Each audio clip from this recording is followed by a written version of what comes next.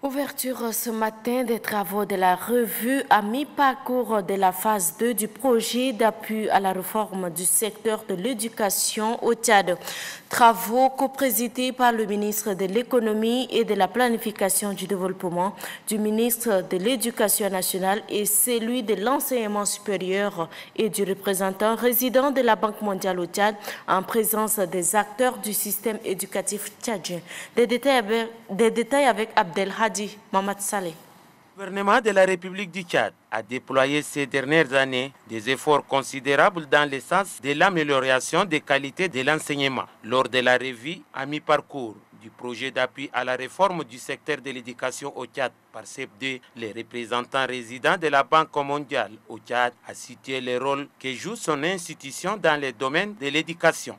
Le ministre de l'Éducation nationale et de la promotion civique soutient pour sa part les efforts consentis par tous les partenaires du système éducatif tchadien, le gouvernement et la Banque mondiale. Le projet vise spécifiquement la construction de 70 salles de classe, 70 blocs de latrines à 2 cabines, la réalisation de 5 forages d'eau, ainsi que la réhabilitation de 5 écoles de 2 classes. La formation de 1620 maîtres communautaires, dont 360 de niveau 2 et 1260 de niveau 1. Là, c'est dans le primaire. Dans le secondaire, la formation de 300 professeurs scientifiques et 90 inspecteurs.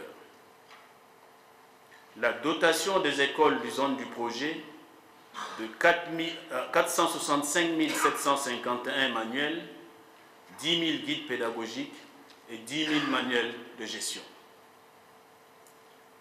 La mise en place des centres de ressources documentaires dans 30 lycées de N'Djamena, dont 15 classiques et 15 virtuels. La dotation de 150 kits scientifiques pour l'enseignement dans les lycées. L'acquisition de 105 motocyclettes destinées aux inspecteurs pédagogiques et aux planificateurs. La réalisation des études et évaluations pour renforcer le système éducatif tchadien.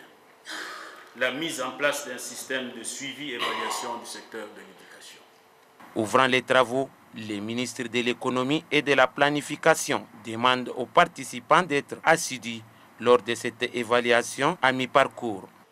À l'issue de ces travaux, les participants vont constater l'état d'avancement des activités du PARCET D, identifier les difficultés qui entravent la progression normale des activités et proposeront des mesures pour que le projet PARCET D arrive à terme dans les bonnes conditions.